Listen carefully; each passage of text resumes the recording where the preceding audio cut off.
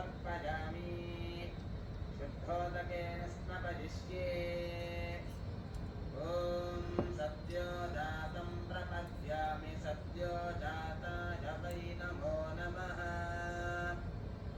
भवे भवे नातिभवे भवस्व माम्